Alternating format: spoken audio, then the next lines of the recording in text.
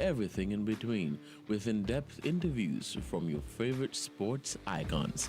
Check out the Bench Meeting, hosted by Kenneth Bob, on Sundays from 4 to 5 p.m. only on Win Media SKN.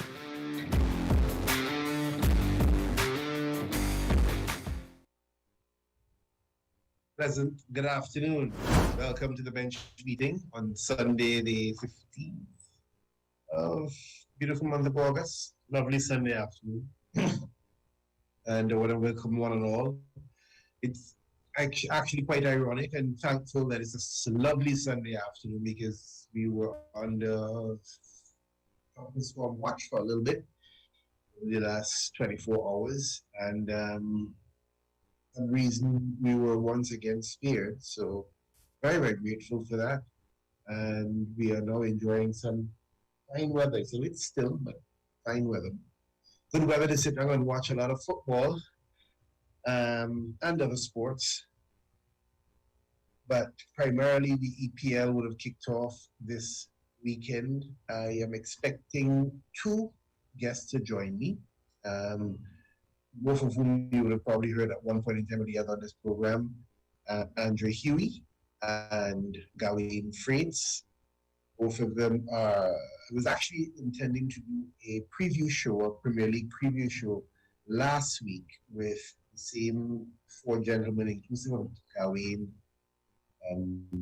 on the to give us their previews, because each of them, I think, if you remember, would have supported a different Premier League team, myself included. But unfortunately, we have not been able to recreate that particular setting. So I'm going to try and do so, however, because most of us have already gotten their predictions for the 2021-2022 season locked in, and so it's basically now a matter maybe of defending those positions whenever we do get a chance to rouse up those three gentlemen again. But Andre is usually a large resource when it comes to football, either football fanatic, and Gawain. Both of them are Arsenal fans too, so that makes it interesting, especially when they do join us. Also would like to discuss, amongst other things, like the recently concluded Olympic Games, if the opportunity arises. There's a current tour of the West Indies or the Pakistan touring the West Indies, that the game is very interestingly poised. And as I said, when Gawain logs on, we will expand a bit more on that. As far as the big news for this past week, let's see, fortnight, in terms of the footballing world, is the transfer of one Lionel Messi from FC Barcelona to Paris Saint-Germain. And this has certainly rocked the entire football world. Barcelona's financial woes were well known, well documented. However, we did not expect this level of capitulation. And unfortunately for them, in their recruiting players to play alongside Messi, they have had to sacrifice Messi because the Spanish Federation entered into some complicated deal that I'm not going to wish to go into right now in too much detail. Needless to say, Messi became a free agent, and Paris Saint-Germain, being one of the few clubs that could actually meet his wage demands given his status in football, has moved to Paris Saint-Germain to join the likes of Sergio Ramos, Donnarumma, Ronaldo, Neymar, and Mbappe, just to name a few. So it's going to be interesting to see them. I mean, we expect them to easily conquer League One. Any struggles there, Pochettino will certainly be on fire. At the the same time, though, the expectation is of Messi and for Paris Saint-Germain, the winning of the Champions League. So how they shape up for that key. We now have them online with us, so I want to welcome Andre Huey, well known to all of us from SKM Newsline, a very ardent sports fanatic, sports reporter, and a very good colleague of mine, and a big Arsenal supporter, Mr. Gawain Fritz, knowledgeable in all things football and Arsenal, among other things. Gawain, I said I would have waited until, welcome both of you. But Gawain, I said I would have waited until you came on because just before I came on, I looked at the scores from the West Indies game. And I was like, yesterday afternoon, I was feeling, well, all right, that fellas and them to try and do something. But then I'm watching what really going on over there in Jamaica, Bridget. Why, I don't know. They were going well, you know. But I guess, I don't know. I was hoping, I was saying, okay, if they're going this well, the game should finish. They should be able to knock off this 70+ score. Because, you know, Joey Blackwood will back end pretty well. They should be able to knock off this 70+ score before the show starts. So actually, my introduction was for this show was to say, oh, I just came from seeing Pakistan beat West Indies. But no, I mean West Indies beat Pakistan. Pakistan. Yeah, but no. We just which of the bowlers though? Is it Ashraf and or was it Afridi? Because Afridi looked like he polished off the openers. Yeah, but then they brought on Hassan Ali, who just get 2 quick wickets, and then this the oh boy, I forget the name. Yeah, which is the all-rounder. Yeah, middle order batsman all-rounder. So yeah, he got. So yeah, they're actually pulling this match back. I'm just hoping that we could at least try to knock off those 54 runs. What was the last update I got? The Silva was in, which is kind of comforting. 54 runs to go with only the bowlers, the tail enders to bat. Yeah, but then you see the issue now is that we tail-enders are real tail-enders, you know. Yeah, we don't even have like somebody who we could say could hold on. I mean, Roach could do a thing or two, but then he batting with the Silva, who I'm not even sure how the Silva is going to be. Because he young, you know, this one. Yeah, it's a lot of pressure for a youngster. Well, yeah, he 8 test match, something like that. I'm trying to actually see. Yeah, see, I'm right. He 8 test match. Just pull the one out my head. He 8 test match, so you know. Boy. But anyway, it's West Indies, so. Yeah. We can check back toward the end of the show and see if the news improves any as it relates to that. Welcome again, Andre. How are you doing, Chief? I'm doing good, man. It's a pleasure to be here. Thanks for having me. No problem. Just before you guys joined us, I was discussing Messi transfer from Barcelona to PSG. What are your thoughts on that one? That was shit football, yeah. Wow, yeah, I did. I don't think anybody expected this at all. And the clear example of that, if Pep Guardiola knew this was going to happen, he would have not bought Jack Grealish. I agree with you.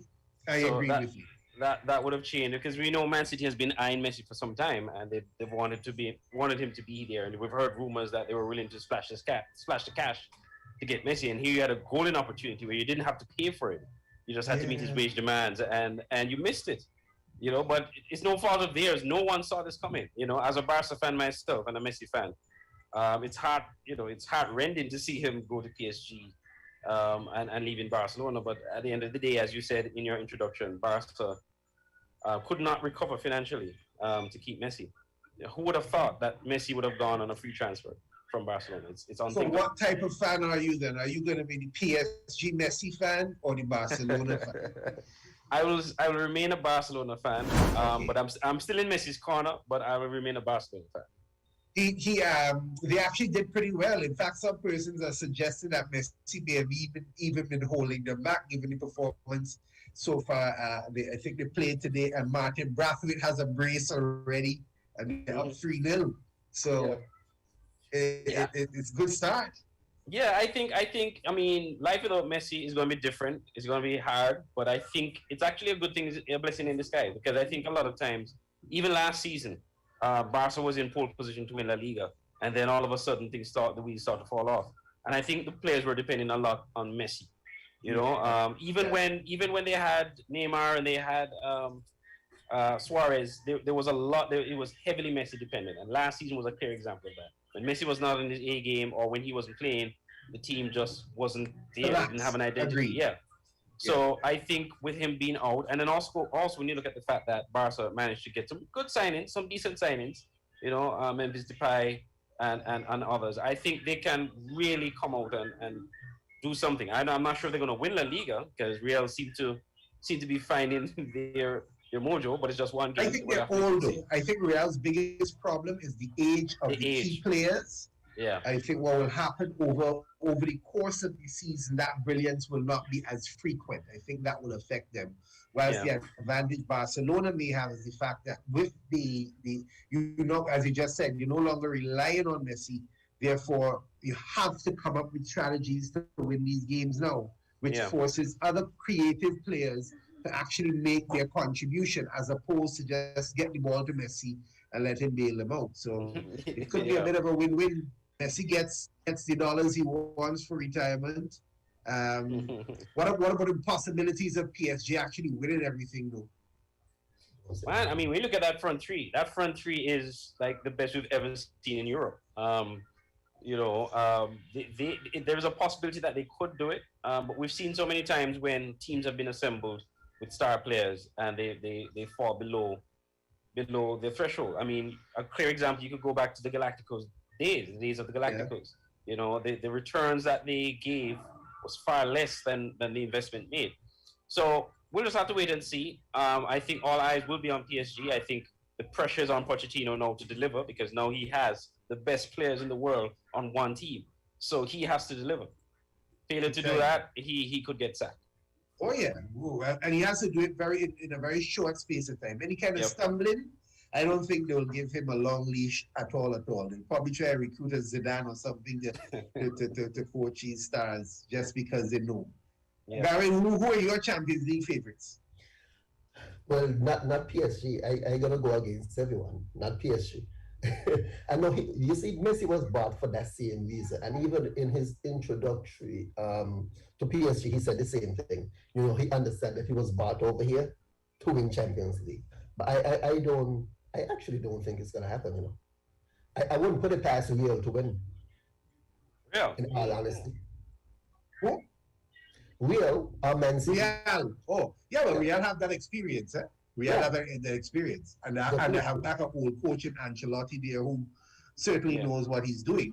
Yeah, you know, and an expert. Yeah, you know, so I really wouldn't put it past him. In fact, I would even suggest that Real may have a better chance at Champions League than at La Liga. I think their squad is more built to win the Champions League as opposed to La Liga. If they can maintain Bale healthy enough for at least the Champions League games, you know, Benzema similarly, I think they are more equipped at this point in time. But I don't want to rule out Barcelona yet either. I think that yes, they lost Messi, but they brought in Aguero, they brought in Memphis Depay. They still have not really unleashed the little Frenchman there, Dembele. They still have Griezmann on the books. They still have a pretty capable midfield on the books. So, it's going to be interesting on the Spanish side of things as well as in Champions League in terms of how they represent themselves. But you know what? Go ahead. But you know what? I think with Jude, which everyone knows is one of my favorite players, I think when he moved into Milan, to AC Milan, and just, you know, yesterday he scored a brace in the final friendly.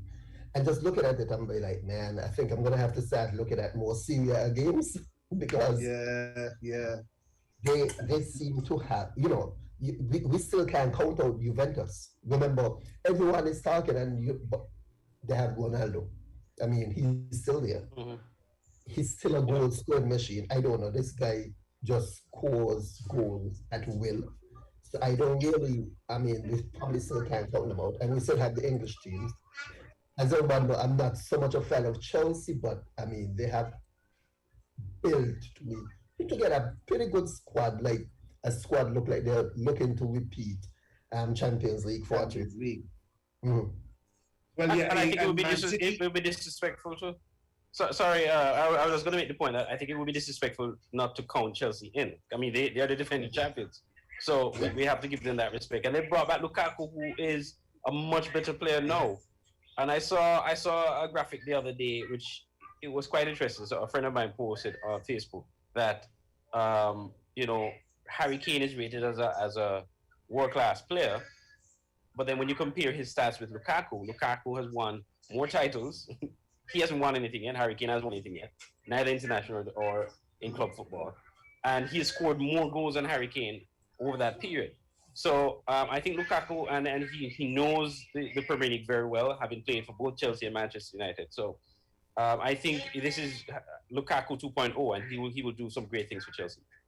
Yeah, that really is a unknown quantity. Well, unknown, because you know he will score goals. The question is now, is he going to score the critical goals? And can Tuchel continue to unlock him as Conte did?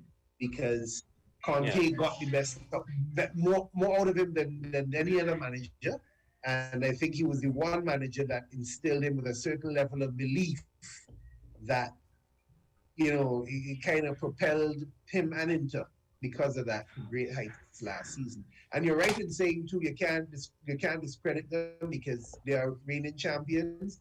Man City as well cannot be discounted because they are also finalists from last year, and they are now at least one player improved in the form of Jack Grealish, and they're still going to be trying to get Harry Kane. That's gonna play out, I think, until the end of the transfer window. So that dovetails nicely into the meat of our real conversation, in the sense that I really wanted to get from both of you some of your ideas in terms of your predictions, and if we have a good starting point in this weekend. What were your predictions before this weekend, and have they been affected after the first game? Gary, you could probably go. You want me to go first? My prediction before this weekend is pretty much just how, and they have been affected. Arsenal losing 2-0, sorry. Surprising, but not that much surprising. Just that we lost 2-0 to the team who just moved up to the Premier League, So it's almost like, wow, what next for this? What next? Yeah, what next? But I did expect Man United, Man City, Liverpool to win. Leicester have won their game, I think 1-0. So you see all these teams that basically ended last season really well, still doing really well, and we just cannot seem to get it right. But so what I decided to do, I'm wearing the last jersey that Arsenal actually won. Well, when we played really well in the league and actually won the FA Cup. So I decided Right. because it's like I honestly don't know. But as for prediction, my prediction is pretty much the same. I do believe, and I said it, and someone was like, it's kind of hard winning the Premier League twice, which I really think it is. But I do believe that Man City do have what it takes to possibly win again. And I think one of the only teams who could probably give them trouble is Chelsea. Spurs might come close, but I think Chelsea. I'm not going to count Man United really, but the top four for You're ruling out Liverpool. You're ruling out Liverpool. I mean, because Liverpool is still Liverpool. Yeah, they're still Liverpool, but okay, look at it. It's 2 years ago they won, right? So they won 2 years ago, 2 seasons ago. So they won 2 seasons ago. Didn't perform as well last year, but hey, they were very close, and actually was leading 1 point to catch City. But even with City little downfall, I still, I gotta call it minor, but I still see them as being one of the only team that can field 2 starting 11 and can score at will. And could they basically have a team that could play both in the middle of the week, Champions League, and on the weekend, Premier League. So that's the reason why I'm looking at that. Because remember, what happened to Liverpool is after they pick up the injuries, they fell off. But City basically have two teams that could, play in the middle of the week and on the weekend.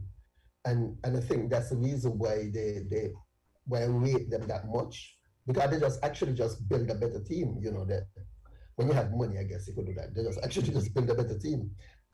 Liverpool won't take it. You have City, you have Chelsea. Who is the third? My four teams will be City, Chelsea, Man U, Spurs, but not in that order because I put Spurs above Man U. Okay, Spurs above Manchester United. Yeah.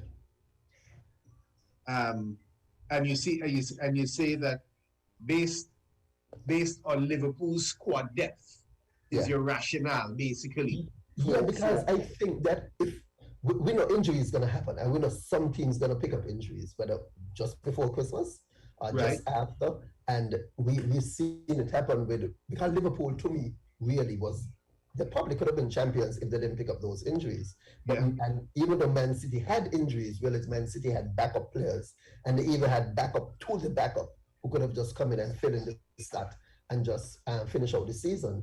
So it's, and Man City, to me, they have been doing this for about the last 3 to 4 seasons, whereby they outscore you.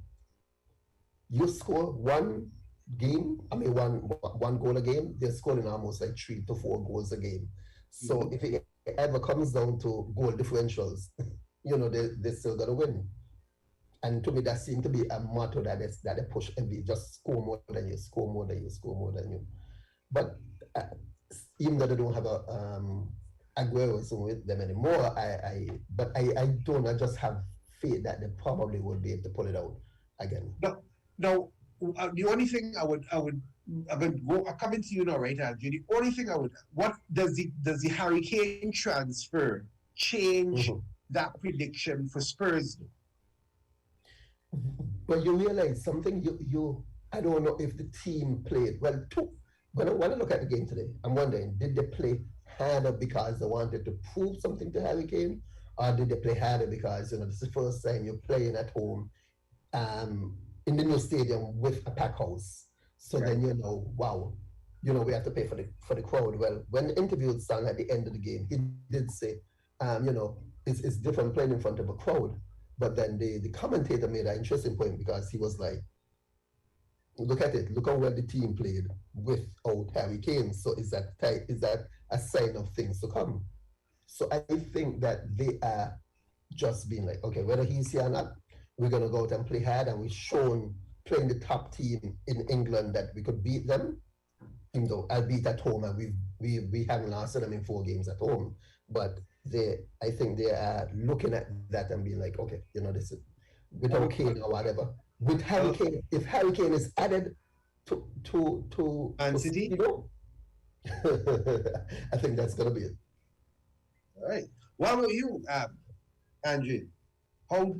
His prediction is City, Chelsea, Spurs, United, Liverpool falling 5th, I believe. And who you have for 6th? Leicester. Well, Leicester, Leicester for 6th or 5th. Leicester, Everton. I agree that I think City will take it. Maybe not as easy as they did last season, but because I think Chelsea is going to, as Gary said, is going to pull up a challenge. But I disagreed with him on, and I can't believe I'm saying this, but I actually disagreed with him on the Man U Liverpool situation. And you have Spurs above Liverpool? Yes. Spurs in turn. Okay, No. It would be Liverpool then Spurs, sorry. Because as I am so much, so United 5th. Yes, I'm so much an Arsenal fan that so United 5th. I still cannot put Liverpool that high. No, I think Man U will finish in the top. I can't put Spurs that high. Of course, as an Arsenal fan, I don't expect that either. So no, I would never. I can't put Spurs that high. Just as a natural Arsenal fan, it would be It just goes straight Yeah. against Spurs. So Simple. it's blasphemy from an Arsenal fan. It's blasphemy from an Arsenal fan. It is. You could never put.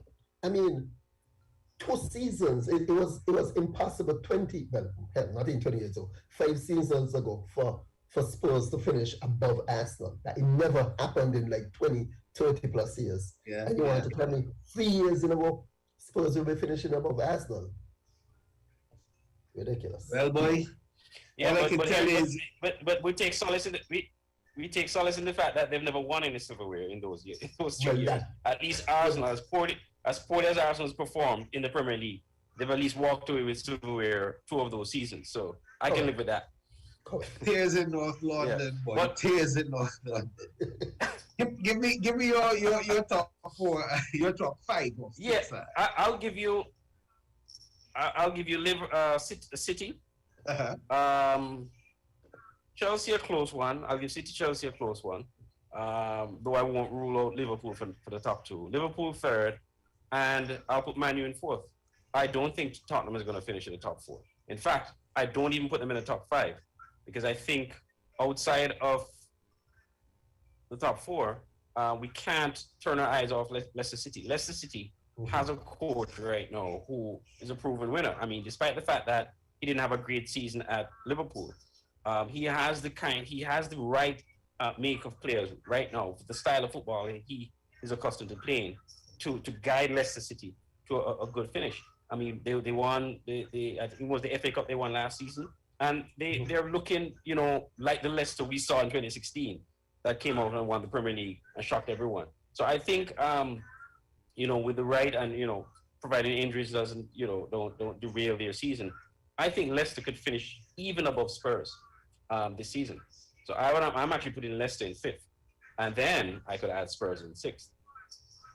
And even that is not even a shoe-in because again we don't know where this Harry Kane situation is going to go. We don't know if he's finally going to get to leave Spurs. It's clear that he wants to leave at this point and go where he thinks he has a better chance of winning silverware. And again, Spurs might have started the season off well, but again, the thing with Spurs is the lack of consistency. They start off well. You think, okay, this is it for Spurs. This is Spurs' year, and then all of a sudden, the wheels fall off.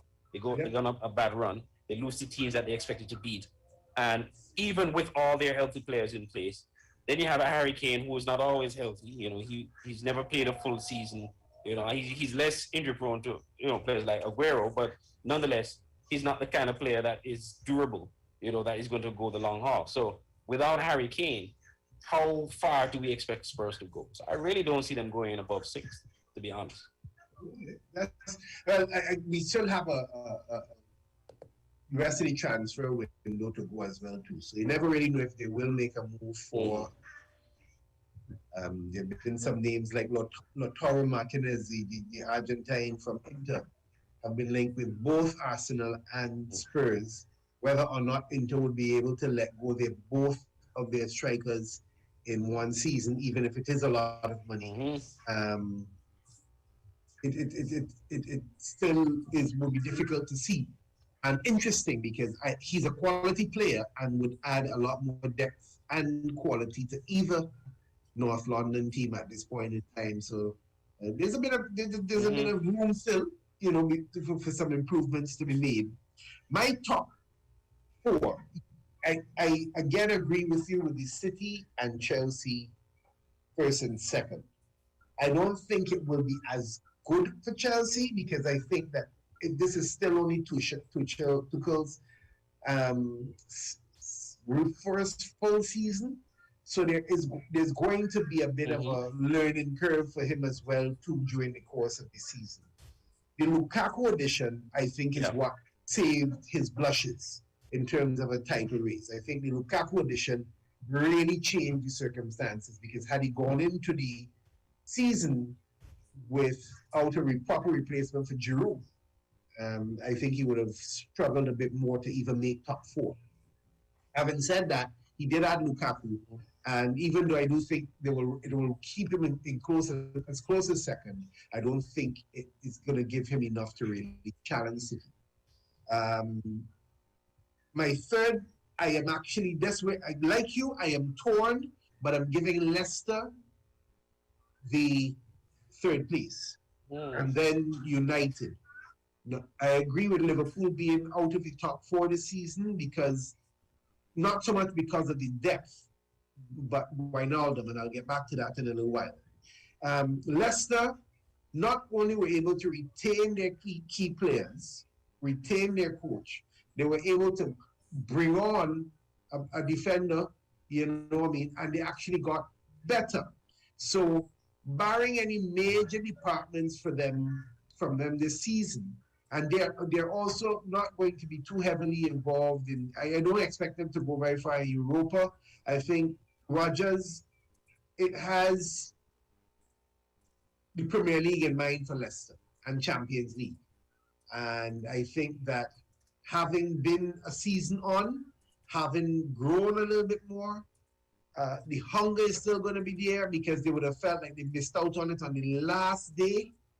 So I do expect them to be challenging in the top four, come much more comfortably this season or capably than they did in previous seasons with the improvements that they've made along with the squad that they've had. I begrudgingly gave Man United fourth position because I believe they have now added enough quality to be able to get into the top four at least. I still think that there's a gap in terms of coaching that is between them and the other top six. In terms of experience, there's a major gap, you know, at the head coach, the manager position come down. And I do think that over the season, that will tell. And unfortunately, it is going to be part of, I guess, our growth process. But what the good news for Manchester United fans is they will win more games. They've got a better defender on board, which tells me that they will be a little bit more compact, a little bit more experienced. So they have an opportunity to win maybe one cup. And if they don't win a cup, then Ole should be given his walking papers, in my humble opinion. But that's just because I'm a Manchester United fan and I feel very passionately about what I consider to be us treading water and everybody calling it progress. You know what I mean? I think that the additions have been good. I'm not in any way, but the problem with Manchester United, as much as we've not had quality, we've had quality, but we've seen these players transfer to other teams and perform exceptionally well. Case in point, Inter Milan taking up practically 4 players from us under Ole, and these players carrying into Serie A title. You know, so Serie A title. Yeah, so it's really not a case where yes, everybody says there's a lack of quality. Yes, there is a lack of quality, but some of these guys are young too. You know, so you don't bring on young players with the expectation that they're going to produce quality consistently right away either. The likes of Martial, Marcus Rashford, as much as they've been with the club 3-4 years, they're still young men. They're still very, very young men. And Premier League experience is you look at most strikers in the Premier League, let me put it that way, they tend to blossom mid-20s into 30s. And then by the time you hit 30, you're either at the top of your game or they move you on to Serie A. So it's I'm not fond of. But wouldn't you say that Ole Go ahead. Wouldn't you say that Ole has gotten the best result for Manchester United since the departure of Sir Alex Ferguson? Because you've had Jose Mourinho, you have several other managers, but you've never seen this level of progress from Manchester United since the departure of Sir Alex. Jose got more points than him when he finished second against a very rampant City, that record-breaking year for City. Jose finished second. And Jose did not get the support that Ole got. You see? Okay. So for me, if Ole can give me at least a repeatable second place and a trophy, then obviously you're not the person to carry us forward. Now, mind you, yesterday's performance was exhilarating. I've not seen a performance like that from Manchester United now that made me feel so good in some time. I think a key to that is also Paul Pogba and his desire to stay and win trophies with Manchester, or whether or not he decides to move on. Now, he's also developed a very good relationship with Ole. So all of that is an interesting dynamic if they're able to get him to resign and everything else. But with a fit, focused Paul Pogba, Manchester United will be in a trophy hunt. Whether or not the coaching is there to help them carry it over or win something is yet to be seen. Liverpool, I think, will miss out on top four this year because I don't think their recruitment to refresh the squad since they won the trophy has been abysmal. I mean, Klopp sits there and complains about money and other clubs able to spend and this kind of thing. You cannot tell me that you win a trophy and you do not properly refresh your squad. And then on top of that now, the midfield linchpin that you had in Wijnaldum, not re-signing him and allowing him to go PSG, I think will be a huge blow for them because he was undoubtedly the midfielder with the most quality that they had. And allowing him to leave, to me, just did not make any footballing sense at all. What you've done is you've given PSG a gift, you know, because it's going to help their midfield. He's going to slot right into the first team at PSG. And who Liverpool has now to replace him? The likes of Jordan Henderson, who for me is more, you know, those fans who grew up to be good, who grew up to have a little level of skill, but not really the best of the quality you have. That's who Jordan Henderson to me. A poor man's Steven Gerrard. You understand? Or something like that. So yes, he has some level of ability, but is he a Wijnaldum? No. Who else to have? Costa. Costa came with a lot of pump. Is Costa his name? The young fellow from Germany. He's Brazilian, but he came over from Germany. What's his name again? I believe it's Douglas Costa. Yeah, Costa, I think. Douglas Costa, yeah. You have Douglas Costa, who again is a good player, but he's not a Wijnaldum. And you have Shaqiri. I don't think they've got rid of him yet, have they? They still have him. He's not a suitable replacement. So it's my anticipation that Liverpool did not refresh enough, and again they will begin to stutter. They may have gotten their defenders to resign in Van Dijk for another 4 years, I believe, and he's back out healthy. Their defense is back out healthy, but I believe they have a much leakier midfield than they did prior to. So it'll be interesting to see how much they can handle with that. And an aged defense as well. Spurs, I think Nuno is a good fit for them. Nuno is a good fit for them.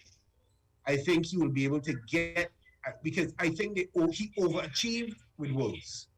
So give him a team with more quality like Spurs, I think he will be able to get the same level of performance out of them.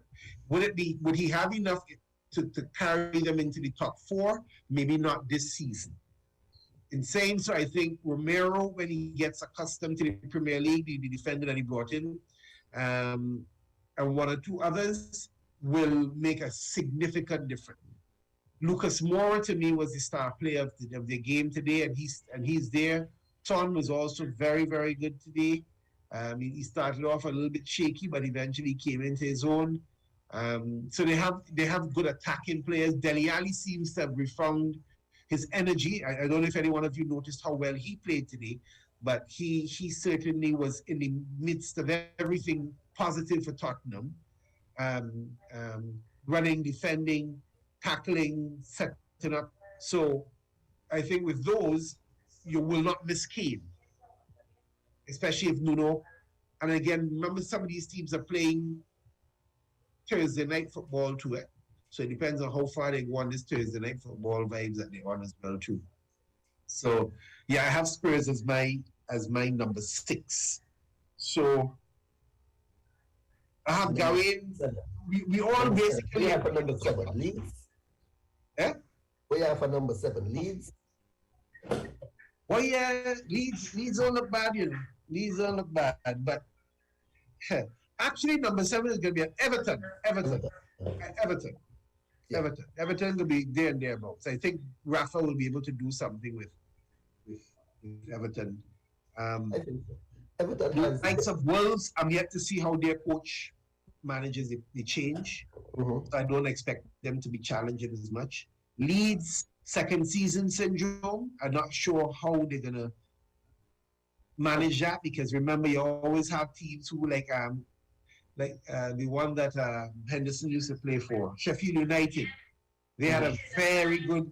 They were top 10 in the previous season, and Yes. they relegated last season. Yeah, you know.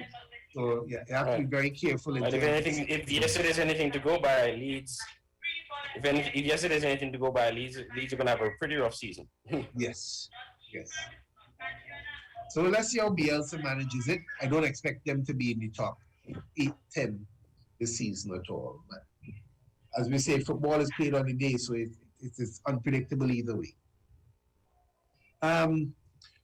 One of the other things I said we would have, once we had the opportunity, and I guess we now do, to have a little discussion on is your guys' thoughts on the Olympics. And one of the major talking points for you of the recently concluded Olympics, because I haven't had a chance to discuss it yet here on the show. I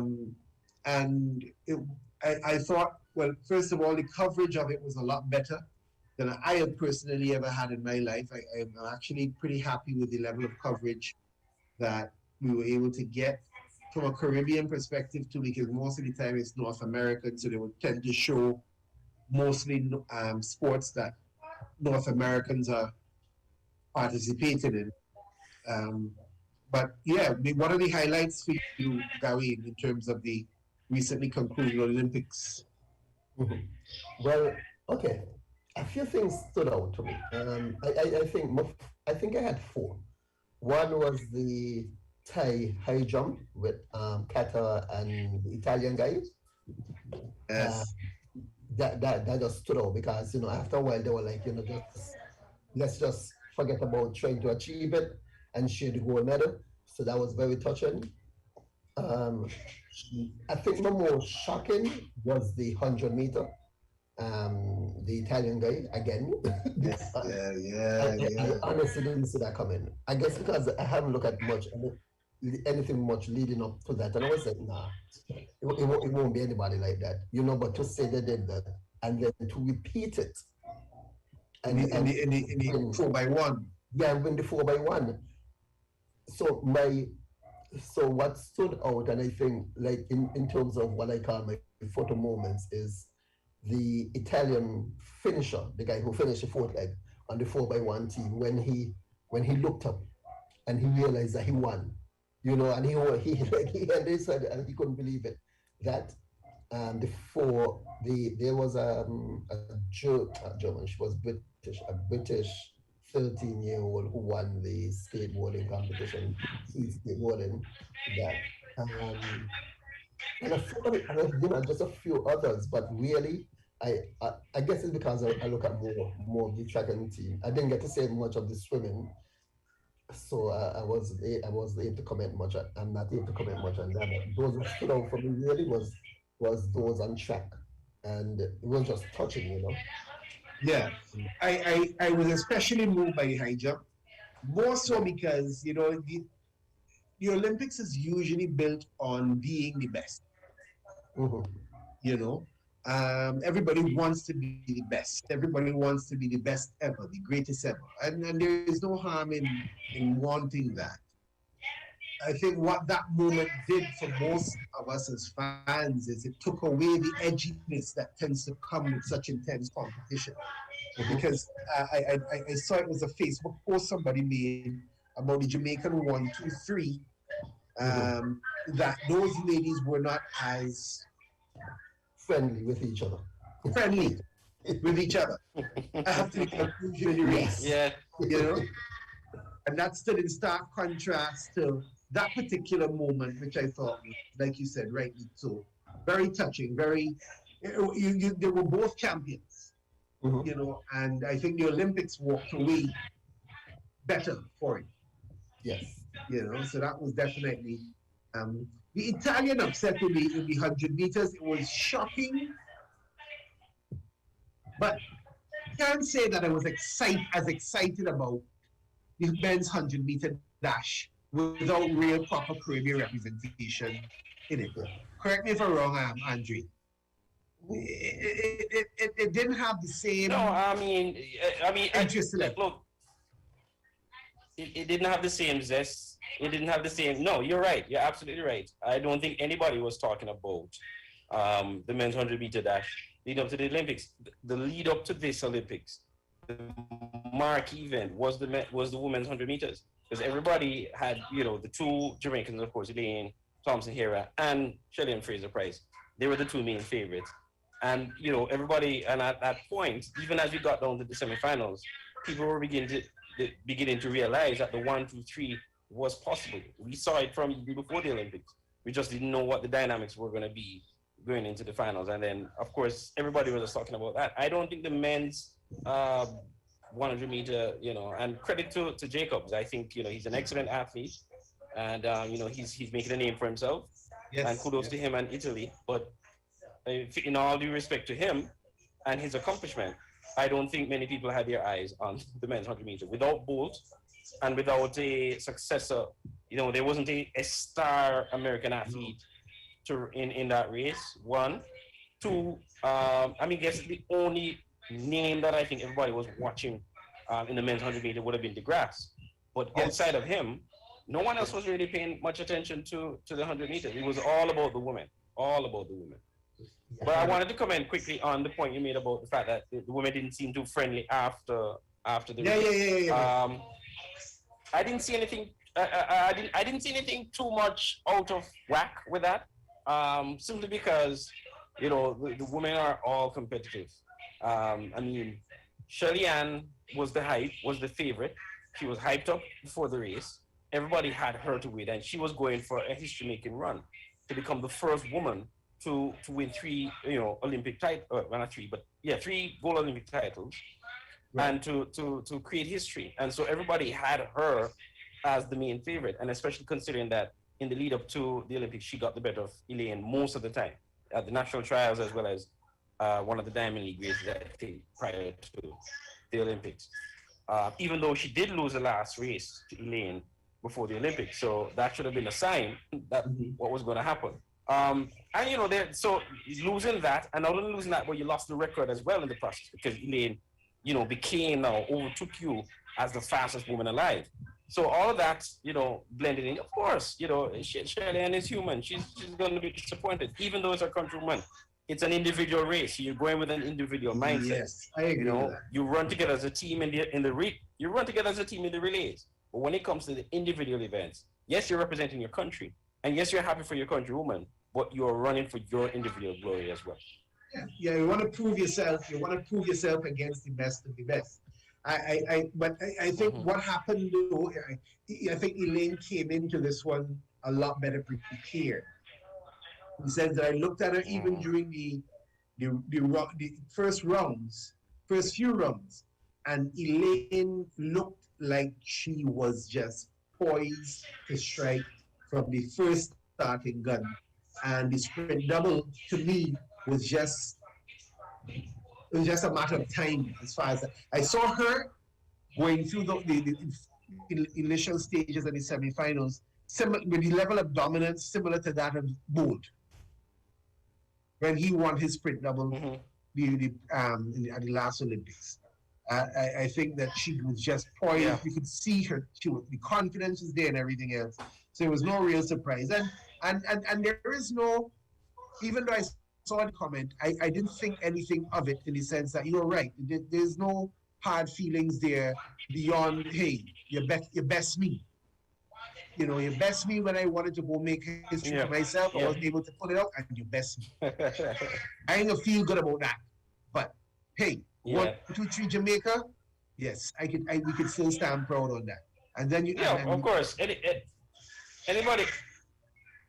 Jamaican and any Caribbean person could live with that. I mean, yes. Whether or not Shelly-Ann, I mean, yeah, I'm happy. I'm not so happy that Shelly-Ann didn't win because I really wanted her to win. Even though I knew, based on how I saw Elaine run the heats, I knew she was going to win.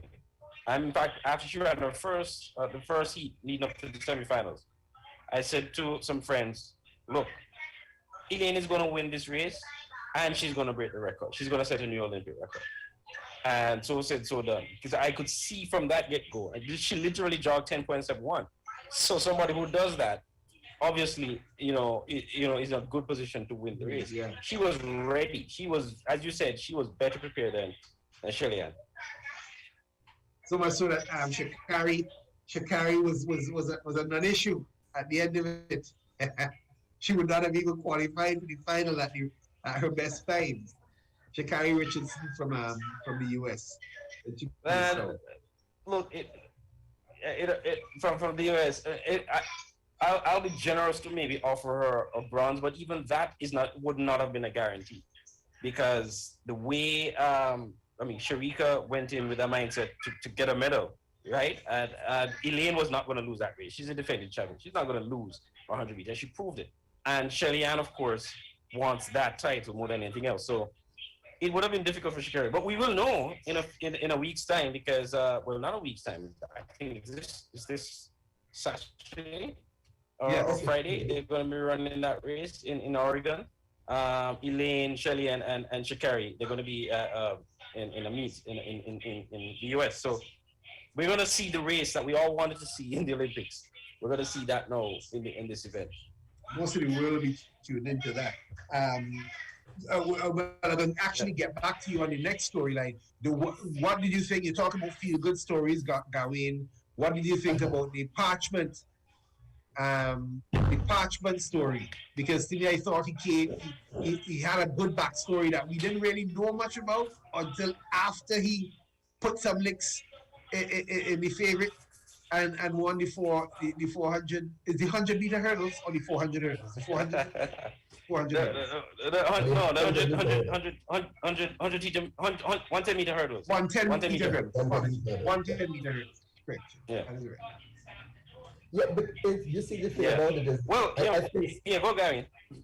Sorry, I think sometimes when it comes to the Olympics, like you get a lot of backstory that precedes the actual event or let's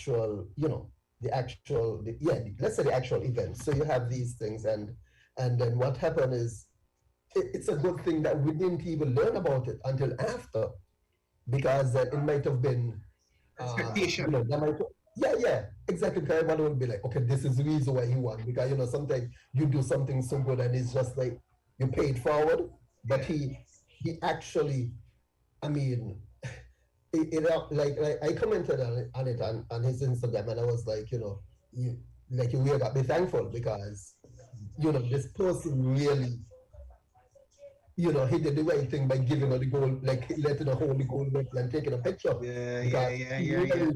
Yeah, she really was the reason why he was able to get Yeah, because remember, I didn't even know he was so strict when he said that a lot of these people aren't really allowed to help you. They're just allowed to assist, but they're not really allowed to help. Yeah. So it was crazy. And the funny thing, look at it. No one knew about it until he spoke about it. So it wasn't even like the broadcast channel. The broadcast was able to bring this up and showcase it even before the race. Because who knows, maybe someone might have asked him about that before the race, and they might have even thrown him off. They might have thrown him off. Well, you know what? It's a beautiful story. Yeah, it's a beautiful story. But there's also another backstory as well to this particular event. If you've been following the Jamaica trials, we all know the defending champion, the one who won the 100-meter hurdles last Olympics, was Omar McLeod, also from Jamaica. But he didn't qualify, and that's the reason why he was not the Olympics. He didn't qualify. And he kind of, was a bit upset about it, and who wouldn't be, you didn't qualify, He claimed that he had an injury prior to the race and that the timing, how the race was managed and structured, didn't allow him the time to adequately prepare. So he was very upset. He felt as a defending champion, he should have gotten a pass or at least a medical pass to allow to compete because Usain Bolt got that a few years back. But from what we've understand from the explanation given from the Jamaica Olympic Association, I think it was, or the J3As, that he didn't really apply for the medical, or he did, but it wasn't filed properly, or he did it after the time that he was supposed to file it. So he didn't get the medical exemption. So he felt, you know what, we should, you know, the rules should be changed. Defending champions should be given a bye. They should be given an opportunity to compete in the Olympics and defend. And he kind of gave the impression that, you know, Jamaica will not win the gold, and that, you know, he's his best, he's the best shot they had. And we saw what happened. You know, Hansel Parchment won. He finished, I think, second or third at the trials, and he came out, you know, the ultimate victor. He was the bronze medalist in the last Olympics as well. So I think he, as well as we can't forget Ronald Levy, who picked up the bronze, and he was the one who won the national trials in Jamaica. So it just goes to show that, you know, you're not too big for the team. I don't care how talented you are and how great you are. Follow the rules. Follow the rules. Do what you're supposed to do. Yeah, follow the rules. The rules work, and these are the reasons. This is the reason why you have the rule. Because look at it now. If Hansel Parchment was put off the team, there was no guarantee that Omar would have won. I mean, even though he's the defending champion, the hurdles are very tricky. You know, Holloway was the favorite, and he didn't win. Yeah, exactly. You hit a hurdle, and that's it. Yeah, I wasn't even aware that, because I remember the name Omar McLeod. In truth, he came through. He like many of them, he came through the champ system. He was one of those that showed quite early in that regard, and I didn't even realize he was actually. But Parchment seems to be such a humble fellow. He comes from very humble beginnings, and he seems to have won the heart of Jamaicans all over the world. We was able to pull it out against all the odds on the day. You know, he will have a story to tell, even if this is his only gold medal, and I do wish him many, many more. He certainly will have many stories to tell his grandchildren, and I guess the rest of us. But is it true? Because even when you look at the Instagram video and you're looking at him, you could see he was really how humble he is. You know, because he wasn't making a big spectacle. Yeah, he's a really humble guy. He was just saying and telling the story as it was. You know, he didn't. And the thing about it, even after being interviewed, after winning the gold medal, you realize he didn't even mention it then. You know, so it was a while after. So it goes to show that, you know, he thought about it and he wanted to really say thank you. And I mean, really and truly, as you said, Bob, even if he doesn't win another medal ever again, right? Yeah.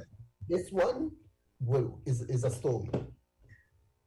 Story in of itself. By the way, the volunteer has been invited to Jamaica by the tourism minister to visit Jamaica under their invitation. So so hopefully she'll be visiting Jamaica soon. Boy. That's excellent. Brilliant. And those initiatives actually help build your product as well too. You know, that's a real feel good story here. I mean, there are quite a few our Simone Biles was a bit of a up and down kind of situation for her. You know, in terms of athletes that we were looking out for this Olympics. Overall, the Olympics being held under the COVID situation, and the fact that they were able to get it done, the fact that, you know, without, as far as I'm aware, we haven't really heard much athletes and stuff coming down with COVID during or post the Olympics as a result of their, so whatever they did there, congratulations to them. It seems to have been successful. Congratulations to the winners. The Caribbean, the Bahamas did pretty well too in the men and women's 400 meters. That's a story. Kirani James, men's 400 meters. That was an excellent result for him as well. You know. Yes. Trinidad, as a country. That was one of my feel-good stories, actually. Yeah, the Kirani James story. Kirani. Yeah. With the coming down with Graves' disease and still able to come back. Cuba had a triple jump champion. Yeah. Can't remember her name right now. She was an excellent performer, boy. Yeah. And you realize, I think it was Was it Cuba or Venezuela? I think it was Venezuela. Venezuela. Venezuela. because you realize Yeah, in her and first she jump, set a new Olympic and world record by the way. in her first jump, Correct. you know, and it was her first jump. First jump. Yeah, Broke the record in her first jump. So it yeah, was the just first jump. Yeah, excellent. She's an excellent athlete. I was saying they much to rejoice on Trinidad from Trinidad's perspective because we were not able to make a great representation of ourselves at all this time around. So there's a big hurrah going on right now in the athletics down there. You know, they're telling them that they had to start learning to ride BMX and some of the new sports from the Olympics. You know? But I think the Caribbean was well represented overall. Yeah. Congratulations to all. even the Haitian swimmers, the swimmers from St. Vincent, and the guy, well, even though he runs for the States, Winston Benjamin. Yes, Winston. Yes, correct. Kai. Yeah, Kai? Kai Benjamin. Yes. He placed, I think, third. Yeah. Right. He got the bronze medal. Did you guys realize that at swim meets we're getting a lot more Caribbean participation Yeah. than before? Well, that's Yeah. good. That's good. We're surrounded by water. We should be competing in the Very good swimming point. events Yes. a little bit more. You know, I think that's something that we need to maybe spend some time because I know, given the fact that you're surrounded by water, should indicate that you should spend your time in water and therefore know how to navigate it a little better than most. But I've never really seen us have such a large presence in terms of even threatening for medals and good performances as I did at this last Olympics here. So it shows the growth of this program. Well, on that note, we must tip our hats off to Alia Atkinson from Jamaica, who, you know, is a very consistent, very high performing swimmer who has been to, I think this was her third Olympics, I think. Third Olympics. So this is actually her last Olympics.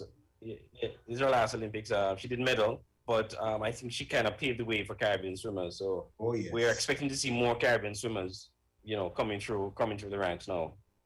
And she certainly would have done a lot of work in that area. Mhm. But I also want to agree with you quickly, Bob, on commending Japan for hosting a wonderful Olympics under trying circumstances. If there was any country in the world that could pull off an Olympics under these circumstances, it would have been Japan. So credit to them for really doing this under extreme circumstances. Yeah. And extreme loss as well financially. Yeah, because they couldn't host any fans or any real tourists or anything of the sort. No. You were saying, Gary? Yeah, because you heard their bill. Their bill was 72 billion. That's ridiculous. That's just ridiculous. That's a huge bill. Mm-hmm. And you lose either way. So if they didn't host the Olympics, they would have lost. So it's best to just host it. Mm-hmm. If I were the IOC, I would have rewarded them as with an Olympics not too far down the road when they can actually host one and make some money back off of it, given the expenditure that you would have had to make to be ready for this one and still, as you say, carry it through at a loss. Yeah, because you know who's gonna make money is Paris. Paris 2024 is gonna be ridiculous because you know they're now gonna take who didn't get to go to see the Olympics, plus those who normally go. So now they're gonna kill it. Thank you very much, gentlemen, for joining me here. It's a very, very interesting discussion. I will probably touch base with you again during the course of the months coming ahead in terms of football, cricket. Gary, what was the last score you got? 151 for 8. They trailed by 17 runs. Jesus, West Indies. Silver still in there? No, Walsh and Warburton. Oh my goodness gracious. Well, West Indies, but if you know to give people a heart attack, if one team in this world know to give people a heart attack, it's West Indies. It's West Indies, serious, West Indies. You cannot have a big